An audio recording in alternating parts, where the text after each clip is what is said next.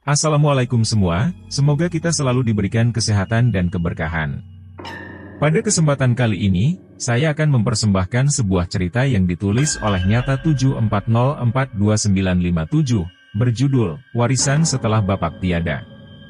Sebelum kita memulai cerita tersebut, alangkah baiknya jika kalian memberikan dukungan dengan cara like, komen, dan subscribe. Dukungan dari kalian sangat berarti bagi saya dan akan menjadi motivasi untuk terus membawakan cerita-cerita menarik lainnya. Jangan lupa juga mampir ke Twitter Nyata 7404297 untuk menikmati cerita-cerita horor yang lebih seru lainnya. Cerita bermulai di rumah sakit.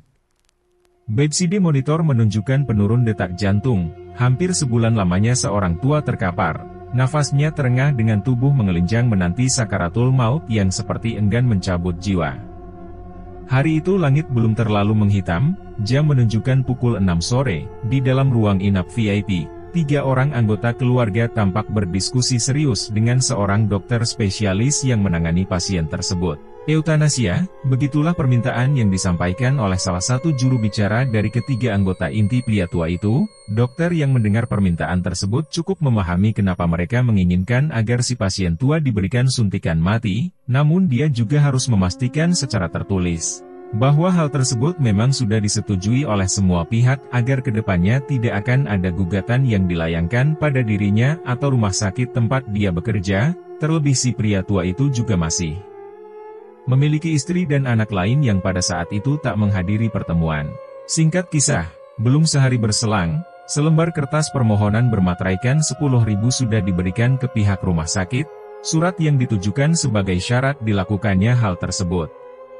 Tulisan pernyataan itu dibumbuhi tanda tangan anak-anak beliau dan pula ibunda mereka. Dalam surat itu juga berisi agar permintaan terkait dapat dilakukan sesegera mungkin. Penjelasan yang sangat jelas, dan cukup membuat bulu halus Dokter Kencana merinding menerima surat penugasan sebagai eksekutor yang akan memberikan suntikan mati. Tak ada yang salah, selain dirinya yang belum siap, karena dia sama sekali belum pernah melakukan hal tersebut. Jiwa Dokter Kencana bergejolak. 10 tahun mengabdikan diri, baru kali ini dia menjumpai permintaan seperti itu. Rasa kemanusiaan memang menjadi landasan dirinya sulit untuk melakukan, tetapi membiarkan pasien yang sudah pasti tak akan pernah pulih sama saja membiarkan seseorang hidup dalam penyiksaan. Menolak permintaan tersebut tentu akan menodai profesionalitasnya, namun mengiyakan permintaan itu membuat dia merasa hidup layaknya pembunuh. Butuh 2 hari lamanya untuk mulutnya baru mampu mengatakan, iya, kepada pihak manajemen. Dan di hari Sabtu, sekitar jam 11 pagi, dengan didampingi seorang suster, permintaan itu pun dilaksanakan. 1 suntikan berisi cairan putih dia suntikan ke dalam tubuh pasien, yang sekaligus membuat grafik BCD monitor lurus datar menandakan pria tua itu telah berpulang. Inna wa inna ilaihi roji'un, ucapnya sekaligus mendoakan dirinya. Suster tolong diinfokan ke keluarga pasien, pinta Dokter Kencana mengakhiri pekerjaannya saat itu. Baik dokter, jawab si suster singkat sembari memberikan secarik kertas yang harus ditandatangani. Diraihnya surat itu guna langsung menandatangani, dan di saat tangannya sibuk menggoreskan tinta di atas selembar kertas itu, suara bising membuyarkan konsentrasinya. Dokter Kencana bertatap pandang dengan asistennya yang sudah terlihat gemetar memandang ke arah jenazah pria tua itu. Kini pandangan Dokter Kencana beralih, dia menatap ke tubuh kaku tertutup kain putih di sekujur tubuh. Tampak raut wajah Dokter Kencana berubah, dia mulai gugup melihat ada gerakan dari balik kain putih yang menutupi jenazah tersebut. Dirinya melangkah pelan sembari tangannya coba menyingkap kain itu. Jerit suster lantang terdengar yang membuat Dokter Kencana sontak ikut terkejut. Belum sempat tangannya menyingkap kain putih, sesuatu yang menakutkan kini tersaji di kedua mata mereka. Kain putih itu jatuh dengan sendirinya. Dokter Kencana terkaku melihat tubuh pria tua itu mengelinjang hebat di atas kasur. Mata pria tua itu terbelalak melotot memandangi langit-langit kamar, padahal sebulan lamanya kedua kelopak mata itu tak sekalipun pernah terbuka. Kenapa ini dokter? Tanya suster tersebut dengan wajah pucat. Dokter Kencana juga terlihat panik. Tangannya gelagapan coba mengecek kondisi tubuh pasien. Dipegangnya bagian leher serta tangan untuk melihat detak jantung, guna memastikan keadaan. Raut wajah Dokter Kencana mengerut, dia semakin bingung karena tak ada detak nadi yang dia dapatkan. "Suster, siapkan alat," pintanya. Dokter Kencana hendak memberikan kejut jantung. Si suster pun berpaling, bergegas mengambil peralatan medis. Dia keluar dari ruangan dengan sedikit berlari, dan tatkala si suster beranjak, Dokter Kencana semakin bergerdik. Dia sadar kini hanya tinggal berdua dengan pasien tua itu, hal yang seharusnya tak dilakukan olehnya. Hanya beberapa menit dari kepergiannya, si suster kembali dengan beberapa orang tenaga medis lainnya. Mereka masuk ke dalam ruang tersebut. Seketika itu juga jerit histeris mengema di ruangan. Beberapa yang berada di sana kini bergegas menggotong tubuh yang sudah terdampar di lantai. Dokter Kencana terkapar dengan wajah yang sangat pucat. Lehernya menghitam, matanya melotot serta dari mulutnya terlihat muntahan darah berwarna hitam. Keadaan kian kusut. Jerit histeris beberapa suster yang ada di sana membuat orang-orang berdatangan. Perawat pria berlari menghampiri. Tanpa bertanya apa yang terjadi, mereka sigap bertindak untuk memotong tubuh Dokter Kencana, dan samar di tengah kepanikan yang terjadi. Suster yang semula menemani Dokter Kencana hanya berdiri mematung dengan keringat yang membasahi wajah. Tangannya gemetaran menunjuk ke arah tempat tidur. Sesuatu yang mengerikan mengganggu penglihatan, bulu kuduknya bergerak. Menatap sosok pria tua yang tadi disuntik mati kini berdiri di atas kasur sembari memelototi dirinya. Mulut suster itu terbuka lebar, dia kembali menjerit histeris.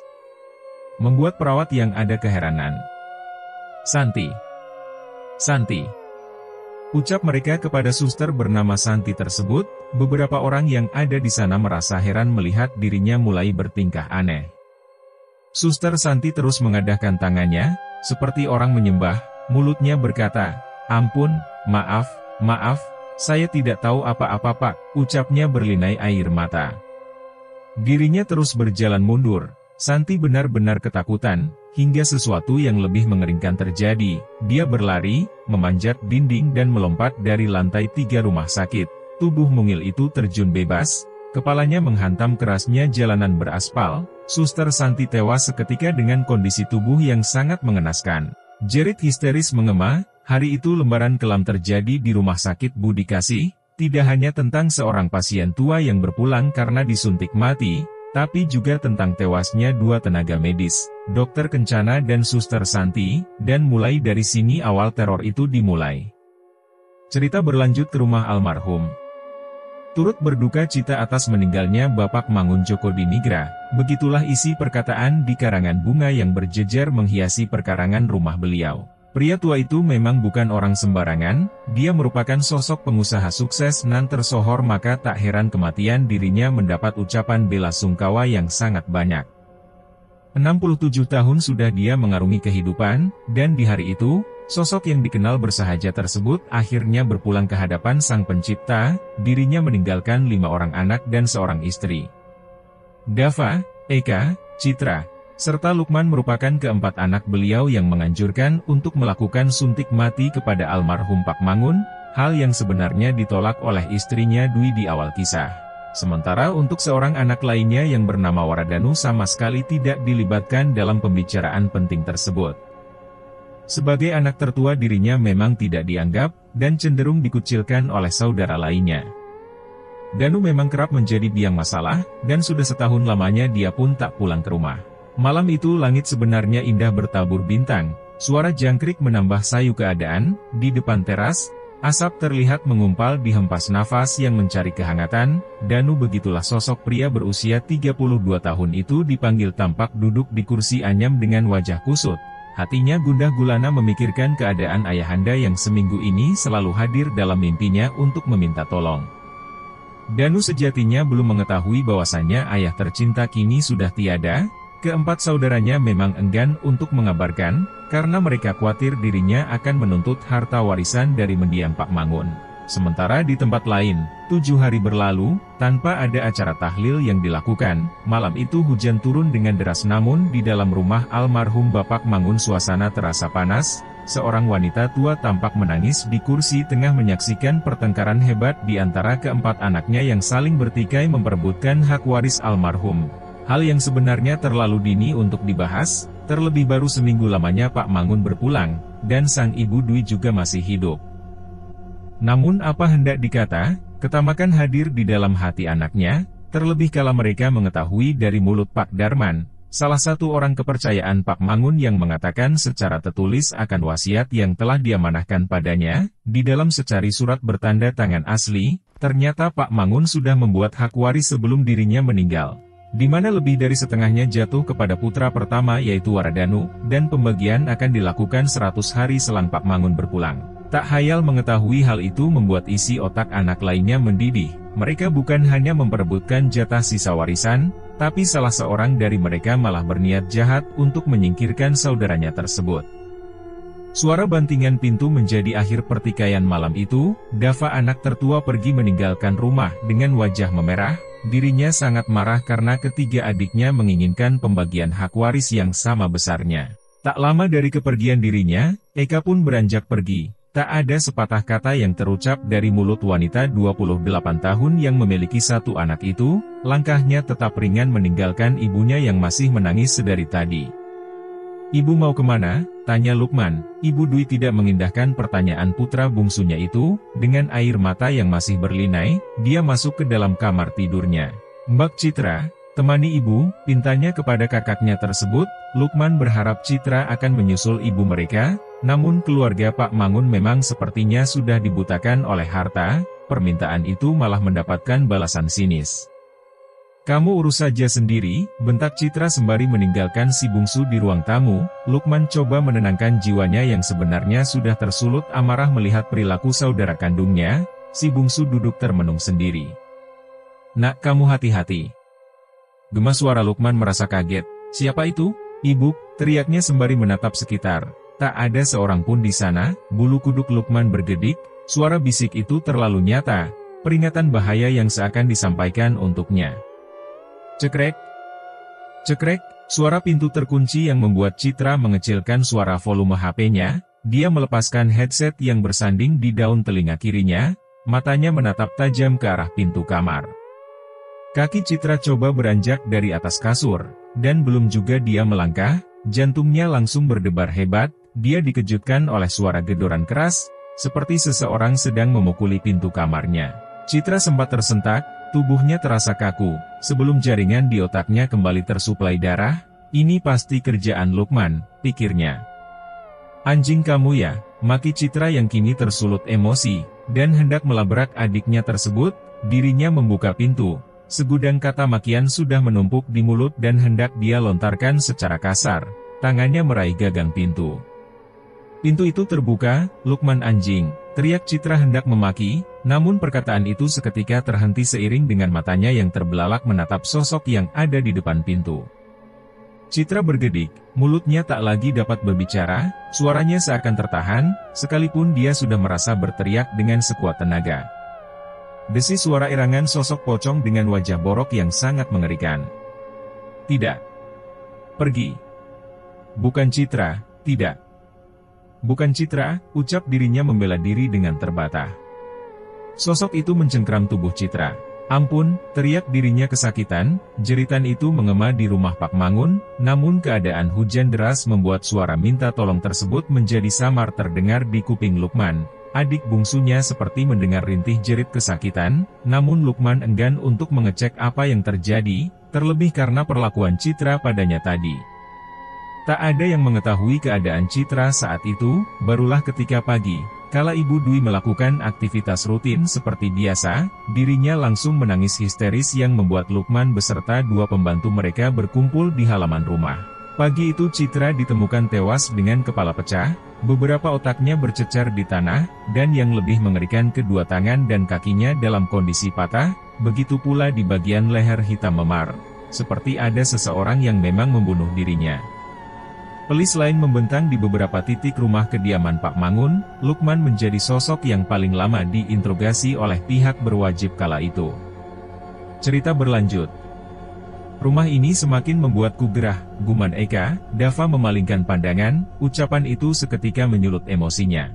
"Apa maksudmu?" bentak dirinya sembari menunjuk diri Eka. Perlakuan itu juga membuat Eka beranjak dari duduknya. Sekalipun dia wanita, Eka seakan tak gentar melihat amukan saudara tertuanya tersebut. "Iya.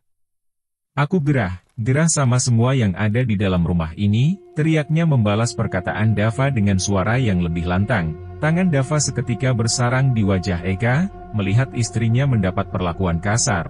Doni yang sebelumnya diam dan hanya duduk di ruang tamu seketika geram. "Maksud kamu apa? Jangan jadi banci," tantang Doni sembari mendorong tubuh iparnya. "Apa lo, nantang? Sampah kayak kamu gak pantas berada di rumah ini, sadar diri kamu Don," ketus Dava berbicara.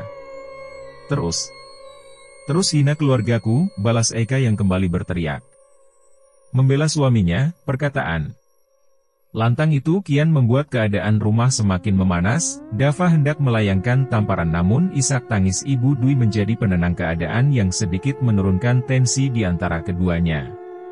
"Baru seminggu Bapak pergi, dan hari ini Citra juga meninggalkan aku dengan keadaan terkutuk seperti ini," ujar wanita tua itu belinai air mata. Perkataan itu membuat tangan Dava tertahan, nafasnya berhembus panjang. "Segera kalian angkat kaki dari sini," ujarnya mengindahkan perkataan ibunya. "Ini bukan rumahmu, aku juga memiliki hak atas tempat ini," balas Eka. "Sudah Mas, sudah Mbak," teriak Lukman sembari mengebrak meja. "Tolong dengar apa yang ibu katakan, Bapak baru tiada, sekarang Mbak Citra. Hentikan sejenak pertikaian ini, besok kita harus menjemput jenazah Mbak Citra, dan memakamkannya," jelas Lukman. "Halah, jangan ikut campur kamu Lukman, dan kamu Eka, Doni jangan berharap kalian bisa tinggal di rumah ini, tak ada tempat untuk manusia busuk seperti kalian di sini," ancam Dava sembari pergi dari sana. Doni kembali tak dapat menerima perlakuan iparnya itu. Dia hendak berdiri untuk meninju wajah Dava, namun dengan sigap Lukman memeluk dirinya dan coba menenangkan. "Sudah Mas Don, biarkan dia," pinta Lukman berbisik.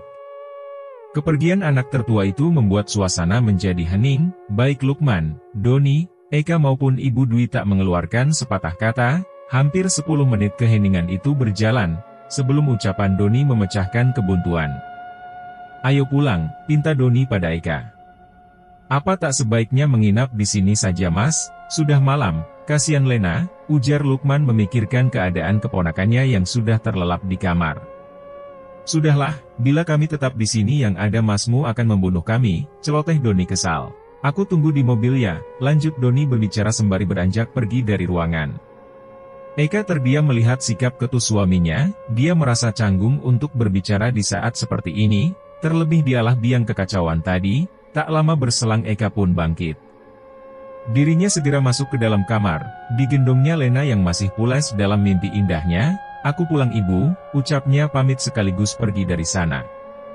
Ibu Dwi tak menjawab ucapan itu, namun kedua matanya kembali berbinar. Air mata menetes melihat kepergian Eka. Keesokan harinya sekitar jam 10 pagi jenazah Citra sudah tiba. Aroma busuk menyeruak kental tercium dari tubuh kaku itu, dan yang tak kalah mengherankan beberapa kali wajah Citra harus dibilas ulang, untuk menyingkirkan belatung yang sedari tadi bermunculan seakan tak ada habisnya. Aktivitas terlihat lenggang, tidak menunjukkan suasana duka pada umumnya. Tak banyak tetangga maupun sanak saudara yang hadir untuk membantu atau sekedar mengucapkan kata bela sungkawa, malah pengurus masjid harus mengulang sekali lagi pengumuman akan berpulangnya Citra, guna mendapat simpatisan untuk membantu proses pemakaman. Sekitar jam 5 prosesi usai, mereka kembali ke rumah. Eka dan Doni langsung berpamitan, untuk menghindari konflik. Terlebih Dava yang kembali menunjukkan sifat arogan. Dia seakan sudah berencana untuk kembali tinggal di sana. Tampak 2 koper besar berisikan pakaian ganti dia keluarkan dari dalam mobilnya. Sama seperti kepergian Pak Mangun, acara tahlil pun tidak dilaksanakan oleh sanak keluarga tersebut. Malam hari kediaman mereka sunyi bak kuburan dengan beberapa lampu yang dibiarkan menyala. Sekitar jam 7 malam, Dava mengajak istri dan kedua anaknya untuk pergi mencari hiburan keluar rumah. Sikapnya benar-benar datar.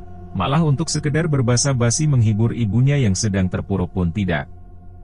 Lukman si bungsu hanya mampu mengelengkan kepala melihat dia dan keluarga kecilnya berlalu melewati mereka tanpa sepatah kata pun. "Ibu, semenjak Bapak tiada, Lukman merasa asing tinggal di sini," ucap dirinya sembari memegang tangan wanita tua itu. Ibu Dwi memalingkan wajah, menatap wajah putranya dengan riak wajah memelas. Dia berusaha menahan air matanya agar tak lagi menetes. "Maaf Ibu, bukan mau bersikap lancang, tapi kenapa Lukman merasa saat ini keluarga kita seperti sedang diawasi, terlebih soal kematian Mbak Citra." Ibu percaya kamu tidak membunuh dirinya, potong Ibu Dwi kepada anaknya. Mendengar perkataan itu sontak membuat Lukman terdiam, dia tak dapat membendung haru, air matanya menetes, karena saat ini dia merasa disudutkan atas kematian tersebut, dirinya langsung meringkuk memeluk kaki Ibu Dwi, luapan emosi terpancar. Lukman gak bunuh Mbak Citra Ibu, bukan Lukman pelakunya, ucapnya. Ibu Dwi mengelus kepala Lukman, Ibu percaya kamu, semoga kebenaran akan segera terkuak, dan kita bisa terbebas dari kutukan. Cerita berlanjut dari sudut anak pertama, Waradanu. 213 km berpindah ke arah utara, Waradanu terlihat tegang duduk di teras rumah kontrakan. Dia sedang menanti seseorang yang mungkin datang untuk mengunjungi dirinya, setidaknya begitulah pesan Pak Mangun kepada dirinya di dalam mimpi. 5 menit lagi jam 10 malam, apa mimpi itu benar? Bapak akan datang mengunjungiku, gumannya, namun mungkin semua hanya bunga tidur. Hingga jam sudah menunjukkan angka 11, berarti 3 jam dia telah menanti. Hal yang diharapkan tak juga terjadi, asbak telah penuh dengan putung rokok, segelas kopi yang tadi dia seduh hanya tinggal menyisakan ampas. Danu menyadari, bahwa saat ini hatinya yang memang sedang rindu pada ayahnya, dengan perasaan sedikit kecewa, dia bangkit dari duduknya dan hendak menyudahi malam itu dengan beristirahat. Direbahkannya tubuh yang sudah teramat lelah di atas kasur kapuk, matanya terpejam. Tin, terdengar suara klakson dan deru suara mesin mobil seperti sedang terparkir di depan kontrakan, Danu langsung membuka matanya kembali. Bapak, ucapnya sumringah dan langsung beranjak ke arah depan. Pintu rumah terbuka, namun wajah sumringahnya itu langsung berubah. Waradanu menjadi sinis melihat salah satu saudara-saudaranya hadir bersama pasangannya di sana. Mata Danu masih memandang ke sekitar, malah dia menilik kaca mobil. Apa Bapak tidak ikut? Tanyanya. Singkat saja, kita sama-sama saling tidak menyukai, namun kamu harus mengetahui kebenaran, kuatkan dirimu. Kedatanganku ke sini untuk memberitahu bahwa Bapak sudah tiada, dan ada hal lain yang ingin aku sampaikan padamu ialah, ujarnya lugas berbicara. Cerita berlanjut dari sudut pandang Lukman. Hampir sejam lamanya waktu berlalu, Lukman masih berdiam diri di depan rumah, pikirannya kosong, dia takut hidupnya akan berakhir di jeruji besi. Di tengah lamunan itu, ceklek, lampu tiba-tiba padam yang membuat Lukman kaget. Didapatinya keadaan menjadi gelap gulita. Mati lampu ya, katanya sembari menuju ke tombol panel untuk melakukan pengecekan. Dirinya menyerong tombol on-off MCB, ceklek. Ceklek, namun lampu tetap tak menyala. Sudahlah memang mati lampu pikirnya, dia beranjak dan hendak masuk ke dalam rumah dan, ceklek, terdengar suara seperti seseorang sedang memainkan panel tersebut. Lampu juga kembali menyala dan kini hanya tubuh Lukman yang seakan mematung. Perlahan dia membalikan badan menatap ke arah panel. Didapatinya seseorang lelaki tinggi sedang berdiri di sana. Lukman tak dapat melihat wajah sosok itu karena dia berdiri dengan posisi wajah mengarah ke panel, belum lagi sekujur. Tubuh pria itu tertutup jubah hitam yang membalut area kepala hingga mata kaki. Angin malam tiba-tiba bertiup sangat kencang menuju arah Lukman. Lowongan anjing liar juga silih berganti melolong, hal yang sebelumnya tak pernah terdengar selama mereka menempati rumah itu. Siapa Anda? Tanya Lukman terbatah, dan malam itu menjadi awal mencekam bagi hidup Lukman, terlebih kala sosok misterius tersebut menunjukkan wajahnya ke arah Lukman. Mas? Kau? Ujar Lukman. Belum sempat Lukman kembali bertanya, sosok misterius mengeluarkan balok dari balik jubah hitam yang dia kenakan. Lukman panik, tubuhnya gemetar. Apa maumu? Jangan-jangan kau yang membunuh. Prak, ayunan balok langsung diarahkan ke wajah Lukman. Untungnya serangan itu tak mengenai, Lukman sempat menghindar, dan segera berlari. Tolong, teriak Lukman berlari ke arah jalan untuk meminta pertolongan. Setibanya di depan pagar seorang pria berbadan tegap yang mendengar teriakan Lukman datang menghampiri. Pria itu menggunakan seragam hijau loreng. Entahlah Lukman sendiri pun tak mengetahui siapa sosok tersebut, namun dia berharap pria itu memang seorang tentara. Tolong Pak, ada. Ada, jelas Lukman berkata dengan gelagapan. Tenang. Tenang dulu Mas, coba cerita jelas, ucap pria itu. Pembunuh Pak, balas Lukman kembali menjelaskan. Singkat cerita, Lukman akhirnya berhasil mengajak pria itu untuk melakukan pengecekan. Sosok angkatan itu juga menemani Lukman sembari menunggu kehadiran polisi yang baru saja dihubungi olehnya. Lukman tidak mau memberitahu ibunya, dia hanya memastikan si ibu masih dalam keadaan sehat bernyawa di dalam kamar. Di ruang tamu keduanya duduk, Lukman merasa bersyukur bisa mendapat pertolongan dari pria itu, dan yang tak kalah penting, dirinya juga tahu siapa dalang dari pembunuhan mbaknya Citra. "Oh iya Pak, sedari tadi kita berbicara, Bapak namanya siapa Pak?" tanya Lukman yang lupa menanyakan nama pria tersebut. "Saya Mangun Mas," jawab si pria yang langsung membuat bulu kuduk Lukman bergedik. Dia langsung menatap si pria. "Mangun Pak?" tanyanya kembali. "Iya Mas. Saya Mangun Joko Dinigra," jawabnya kembali yang membuat darah Lukman seperti membeku. Mata Lukman menatap ke arah bawah. Tampak kaki hitam kotor tanpa beralaskan sepatu terpampang. Lukman seketika mengingat cerita di masa kecil. Kala ibunya pernah mengisahkan sebelum menjadi seorang pengusaha sukses, Bapak merupakan seorang anggota TNI. Sekali lagi lolongan anjing terdengar mengema bersama bau bunga kantil yang tiba-tiba memenuhi ruangan. Wajah Lukman berkeringat, jantungnya berdebar hebat. Dia tak lagi dapat berbicara, rasa takut sudah menyelimuti dirinya. Hal aneh yang harusnya tidak terjadi, mengingat sosok demit itu merupakan bapak kandungnya sendiri.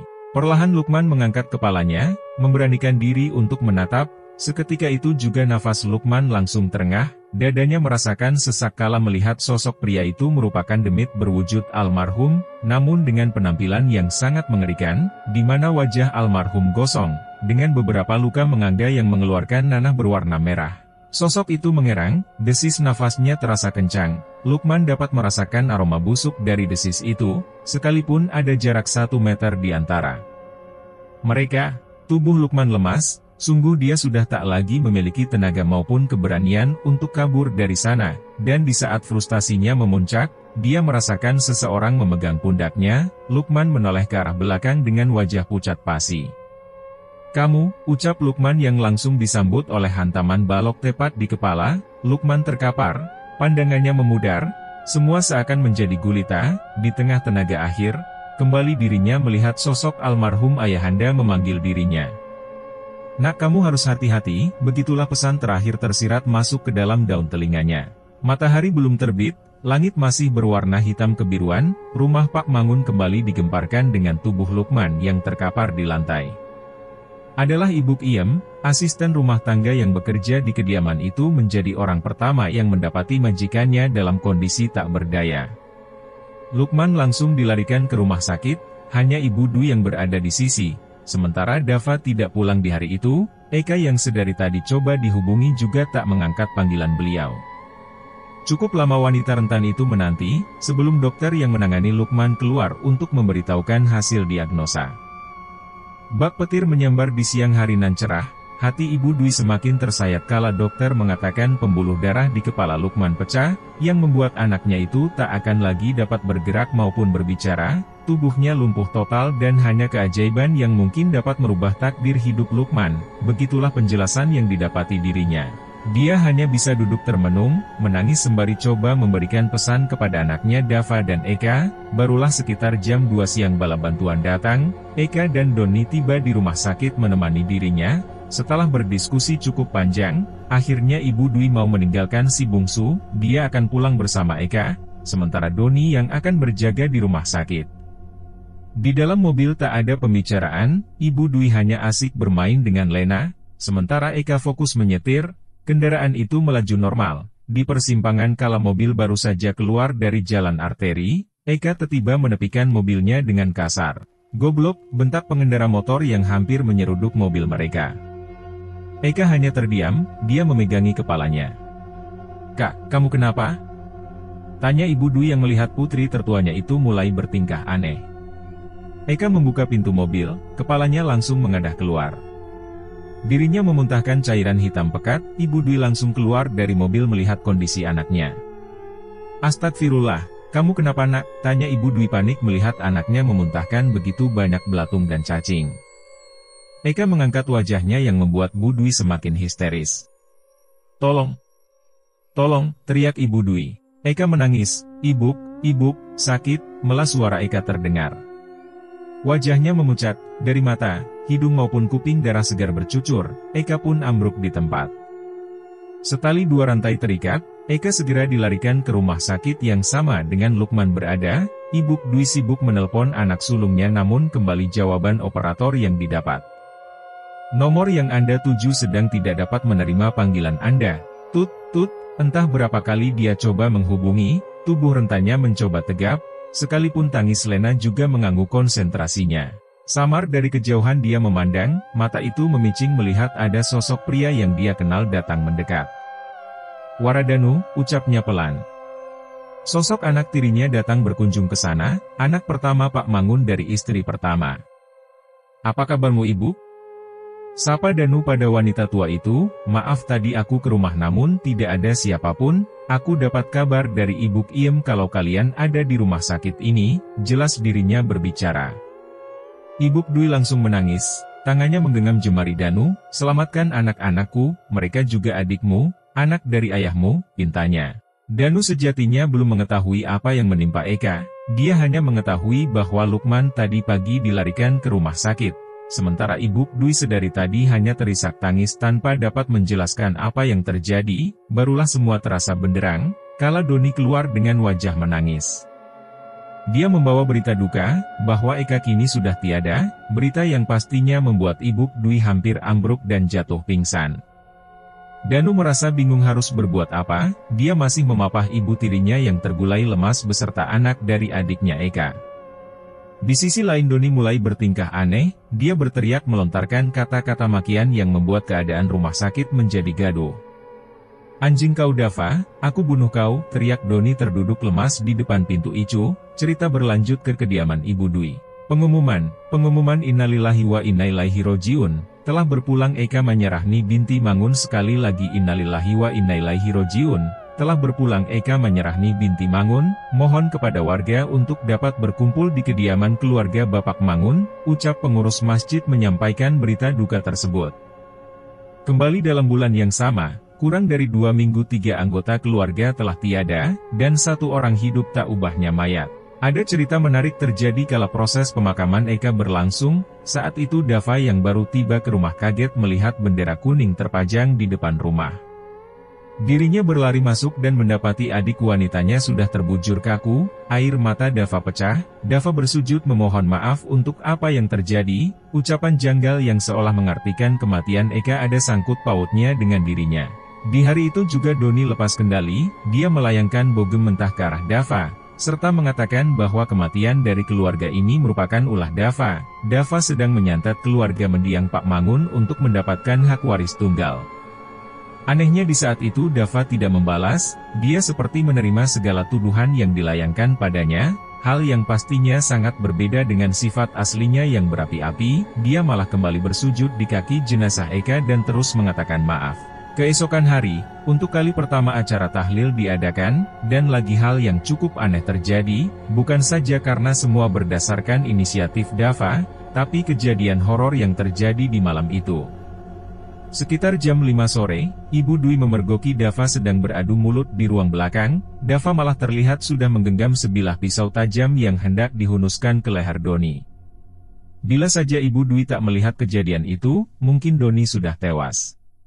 Dava seketika menghentikan aksinya, kejadian itu juga seakan mengeliminasi Doni akan hak waris keluarga Pak Mangun. Di mana pada akhir perseteruan Dava secara gamblang melarang ibunya untuk berhubungan dengan Doni, apalagi memberikan uang. Bahkan Dava juga langsung mengultimatum bila hak waris hanya akan diberikan atas nama Lena dengan syarat dapat dipergunakan bila Lena sudah dewasa kelak.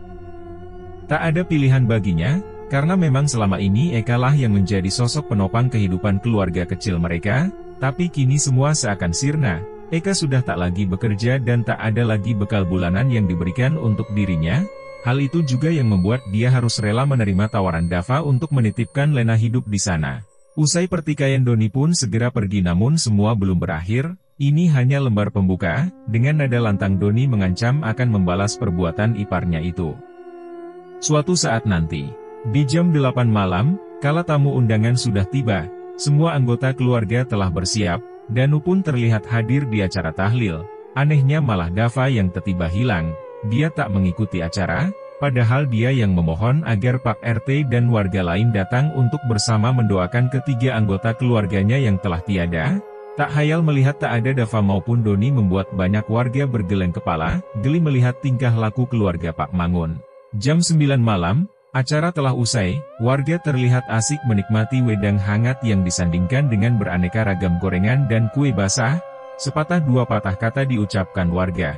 Sebagai tanda berbelasungkawa untuk menghibur keluarga yang ditinggalkan, suasana terlihat hangat bersahaja. Semua orang khusyuk mendengar petuah yang diberikan oleh pemuka setempat.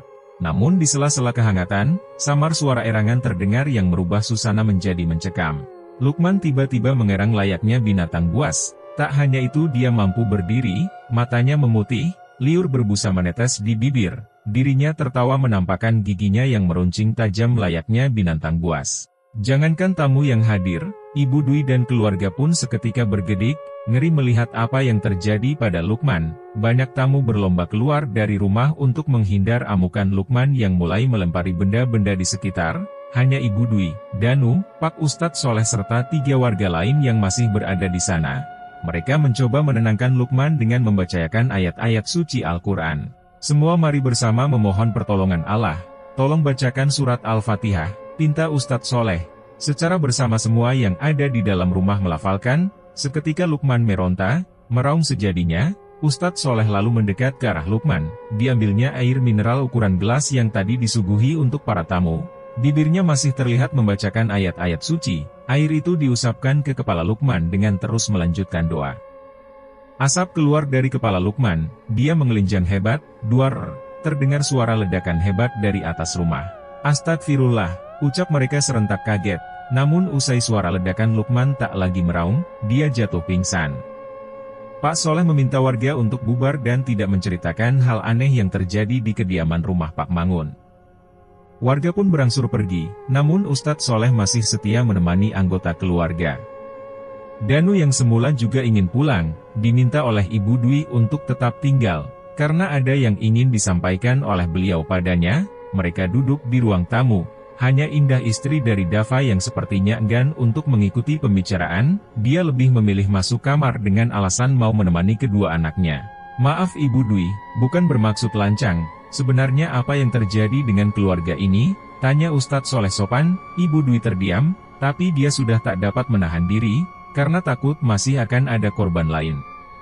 Saya tak terlalu yakin Pak Ustadz, namun kematian Citra dan Eka, serta hasil investigasi polisi yang mengatakan tidak ada jejak pembunuhan, saya merasa ada orang yang sedang mengirim santet pada keluarga kami, jawab Ibu Dwi dengan mulai menangis. Danu menatap ibu tirinya itu serius, dia merasa tak percaya. Danu, ibu memang bukan ibu kandungmu, tapi ibu menyayangimu seperti anak kandungku, tolong bantu ibu. Dava, ibu merasa Dava. Pinta Ibu Dwi menjelaskan detail kisah itu pada Danu. Cerita berlanjut dari sisi Dava. Ampun. Teriak pria uzur kesakitakan, seseorang memukuli dirinya dengan brutal tanpa sedikit pun berbelas kasih. Kenapa Eka yang mati? Kenapa kau tak bilang dia, bangsat? Amuk lelaki itu kembali menghakimi, yang membuat si pria tua bersimbah darah. Pria uzur itu merupakan Embah Trimo, warga desa Dusun Karmiu Pangang. Dia terkenal sebagai seorang dukun oleh masyarakat setempat.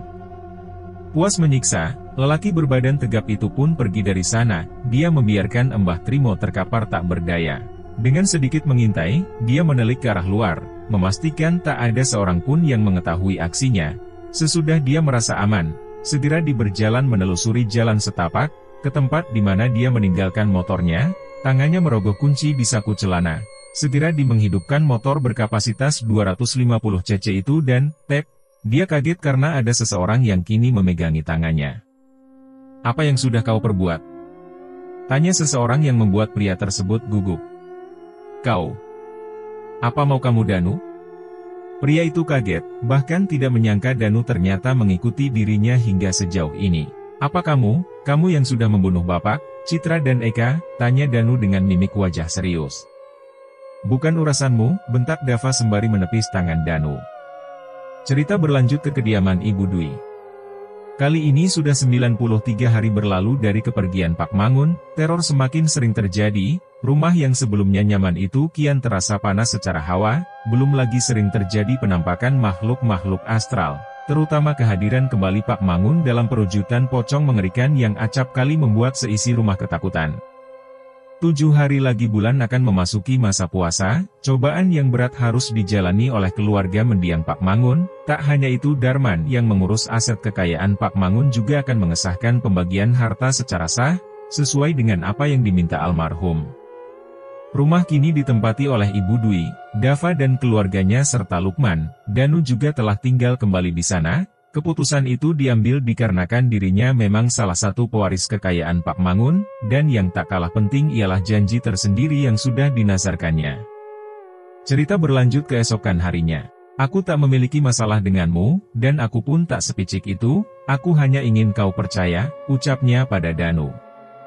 Hanya beberapa hari lagi, kejadian naas itu akan terulang, Dia pelakunya, kau harus membantu aku, bawa barang ini ke dalam rumah, selamatkan keluargamu, bujuk Doni memberikan benda berbungkus kain putih pada dirinya. Danu terdiam, dia bingung harus berpihak pada kubu mana, untuk saat ini tak ada orang yang dapat dia percayai, namun melihat teror yang kerap terjadi di rumah, membuat dirinya lebih condong memihak pada Doni, apalagi sebab kematian Eka juga sudah diketahui karena ulah Mbah Trimo, dan Davalah yang meminta beliau melakukannya. Danu terdiam sejenak. Oke, aku harap kau sedang tidak bersandiwara, bila engkau berbohong, kedua tanganku akan mengantarkanmu ke neraka, ujar Danu meraih kasar kerah baju Doni dan mengambil bungkusan putih dari genggaman tangannya. Danu pergi dengan membawa bungkusan itu, sesuai dengan arahan dia harus menanam di dalam rumah, di mana benda itu akan menjadi tameng penangkal santet yang akan dikirimkan Dava tepat di 100 kematian Pak Mangun. Sesampainya di rumah, Danu mengingat malam di mana Eka dan Doni menyambanginya. Di mana dia terakhir kali bertemu Eka, adiknya menceritakan akan keluh kesah perihal kelakuan Dava yang selalu saja menjelekkan Doni karena belum mampu memberikan nafkah kepada keluarga kecil mereka. Lantas dari mulutnya itu juga Danu mendapatkan kabar, bahwa ayahnya serta Citra tewas. Semua terasa mengganggu pikiran, membuat kepala Danu pusing tak kepalang memikirkan kenapa Dava bisa bertindak sejauh itu. Rasa rakus dan kurang menikmati akan pemberian Allah. Harta memang bisa membutakan mata seseorang, pikir Danu coba memahami masalah yang terjadi di keluarganya. Pagi menjelang, hari itu Danu mengajukan cuti 2 hari lamanya. Dia kembali coba untuk menelisik detail peristiwa. Rumah sakit menjadi tempat pertama yang dikunjungi olehnya. Dari sana dia malah mendapatkan cerita yang membuat dia merinding, di mana tepat pada kematian Pak Mangun dokter Kencana serta asistennya juga mengalami nasib yang naas. Batin Danu kembali bertanya apa ada sangkut paut Dava dengan kematian kedua tenaga medis itu. Sekitaran jam 11 pagi, dia pergi menuju rumah Mbah Trimo. Danu berencana berbicara empat mata dengan pria tua itu, karena kala dia memergoki Dava berada di sana, sejatinya tidak banyak hal yang dapat digali karena Mbah Trimo pada saat itu telah babak belur. Sekitaran jam 4 sore dirinya tiba, Mbah Trimo tampak sedang bersantai di depan rumah. Dirinya terlihat bugar. Hanya saja kala melihat batang hidung Danu berada di sana langsung membuat wajah Mbah Trimo memerah. Untuk apa lagi kau kemari? Aku tidak ada urusan dan tidak mau lagi berurusan dengan keluarga kalian, bentak Mbah Trimo berkata sinis. Alot pembicaraan yang terjadi, namun dengan berkorban isi di dalam dompet, dan janji dirinya yang akan membayar lebih bila masalah ini terpecahkan membuat Mbah Trimo melunak. Dia akhirnya mau untuk berbicara perihal apa permohonan Dava kepadanya. Kurang lebih sejam mereka berbicara, semua terasa jelas. Danu hanya dapat mengelus dada, tidak mempercayai kelakuan bejat nan busuk yang sedang dipersiapkan seseorang kepada keluarganya dan dirinya. Di akhir pembicaraan, Danu diberikan selembar kertas oleh Mbah Trimo. Dia pun pergi dari kediaman dukun kampung tersebut. Langkah besi beroda 2 itu kini menuju ke rumah Doni. Semua harus diselesaikan sebelum 100 hari, ucapnya dalam hati. Jam 10 malam, Danu tiba di rumah Doni. Dia menceritakan semua kepada Doni akan informasi yang dia dapat dari Mbah Trimo. Apa kini kau percaya aku? Aku tak mungkin tega membunuh Eka.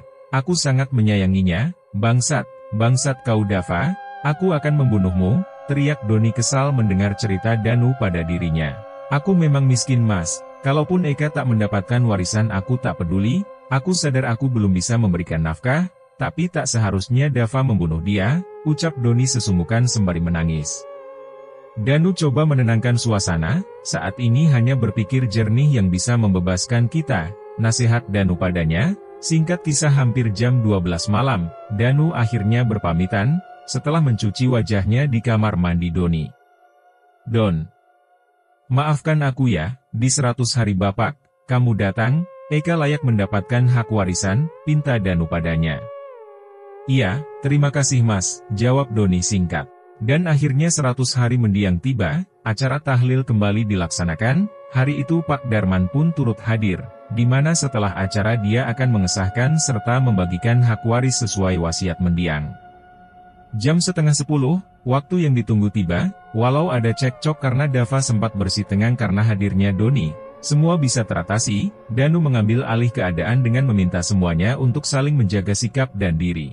Akhirnya semua anggota keluarga Pak Mangun yang tersisa berkumpul di ruang tamu, bersama Pak Darman, serta Ustadz Soleh yang khusus diminta oleh Danu untuk turut menjadi saksi.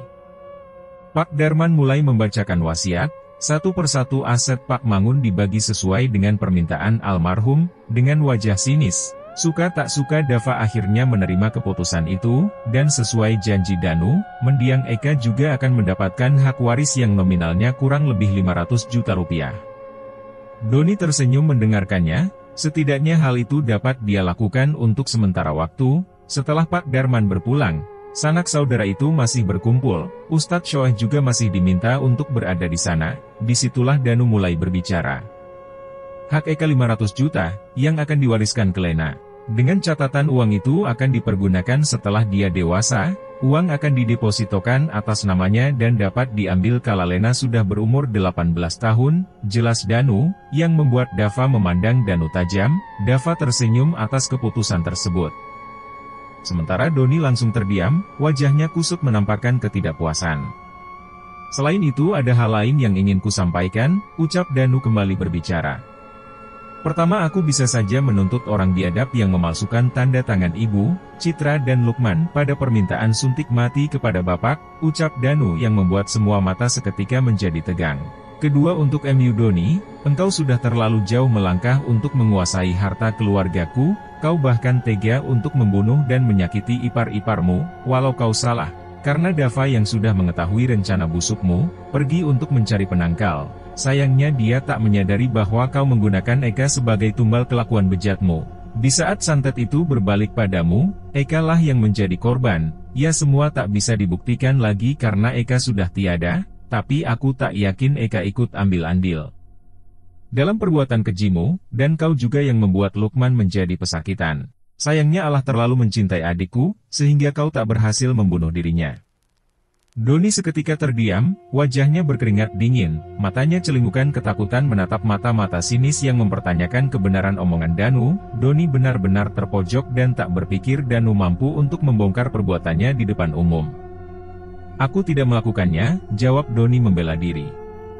Iya aku percaya padamu, untuk satu perkara kematian Dokter Kencana, bukan begitu Dava, kata Danu sembari menatap ke arah Dava.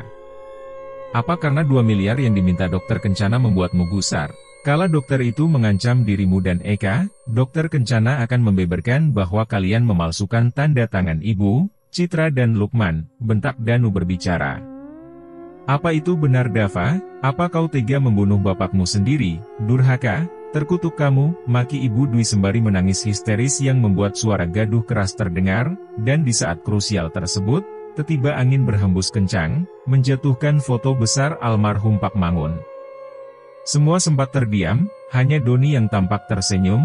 Astagfirullah, ucap Ustadz Soleh yang disambut teriak kaget beberapa orang melihat penampakan pocong Pak Mangun hadir di sana. Maaf Doni, aku mengembalikan bungkusan putihmu, benda terkutuk itu ada di kamar mandimu, santet yang kau tujukan untuk Dava di 100 hari kematian Bapak, ucap Danu. Aku juga berhasil menemui dukun yang membantumu, Mbah Trimo, memberikan aku nama pada secarik kertas, nama dukun yang membantu perbuatan busukmu, jelas Danu habis menguliti iparnya pada saat itu. Doni tersenyum sinis, jantungnya berdebar kencang mendengar apa yang dikatakan Danu padanya, Sekilas dia mengingat kata, maaf, yang diucapkan Danu padanya. Kau hanya menyebarkan berita bohong Danu, ucap Doni masih berusaha membela diri, lalu dengan gerakan cepat Doni berlari, kabur dari rumah itu. Dava berusaha menghalangi dirinya, namun Danu menangkap tubuh Dava serta membiarkan Doni kabur. Biarkan dia, kini tinggal masalah kau Dava. Ucap Danu kembali berbicara serius sembari menatap kedua mata adiknya itu. Danu melepas pelukannya perlahan, Dava memelas, seketika dia berlutut, menyembah di kaki ibunya. Maafkan aku ibu, aku sungguh tak bermaksud membunuh Bapak, itu kulakukan untuk membuat Bapak dapat lepas dari penyakitnya, Dava salah, maafkan Dava, isak tangis Dava pecah di ruangan itu. Ibu Dwi tak melunak, dia menepis tangan putra sulung yang menyembah di kakinya. Maaf ibu, Dava hilaf. Dava tak menyangka dokter itu akan memeras kami. Setelah masalah itu, Doni menjanjikan akan menyelesaikan permasalahan. Dava tak mengira dia menggunakan ilmu hitam. Terlebih ketika Citra mati, barulah Dava sadar dan berusaha mencoba melindungi kalian, tapi Eka malah menjadi korban dari kelicikan Doni. Jelas Dava berlinang air mata. Ibu Dwi tetap tak dapat menerima pembelaan diri Dava. Malam itu Dava dan keluarganya diusir oleh dirinya. Ibu Dwi murka dan memutuskan hubungan dengan Dava maupun keluarga kecilnya, dan hal itu menjadi penutup peristiwa di rumah almarhum Pak Mangun. Sementara Doni yang kabur, bergegas menuju dukun yang membantu dirinya, dia berharap masih bisa merubah keadaan, pasti aku akan membalas kalian semua, ucapnya. Lantas hal yang mengerikan itu terjadi, Doni tiba-tiba berteriak histeris, panas, santet itu ternyata telah mengerogoti dirinya. Tubuhnya mulai menghitam seperti terbakar, Doni semakin kesakitan, yang membuat dia menepikan mobil, merintih di pinggir jalan. Tak hanya sampai di situ, dia mematahkan tanggan serta menghantamkan kepalanya berkali-kali di aspal jalan. Kepalanya bercucur darah, Doni terkapar. Pergi, tidak, bukan aku. Ucapnya mengigau, Doni pada saat itu melihat sosok pocong mengerikan berwajah Pak Mangun. Tua bangka sialan, aku tak akan mati. Akan kurampas semua hartamu, dan membantai semua keturunanmu, sesumbar dia masih berkata kasar. Sekalipun dirinya sedari tadi sudah memuntahkan begitu banyak darah. Doni mencoba untuk berdiri kembali, hendak mengajak sosok pocong itu untuk bertarung. Aku gak takut, akan kubunuh kalian semua, ucapnya yang menjadi kata terakhir, sebelum perutnya tiba-tiba pecah, usus berserak di jalanan, Doni jatuh terkapar untuk kedua kalinya, dan menjadi akhir hayatnya. Tamat. Akhirnya kita sampai di ujung cerita, warisan setelah Bapak tiada, dan kalau tidak ada halangan, sesegera mungkin Mimin akan lanjut untuk upload cerita baru. Jangan lupa untuk like dan bagikan cerita ini kepada teman-teman dan saudara kalian, supaya channel ini terus berkembang.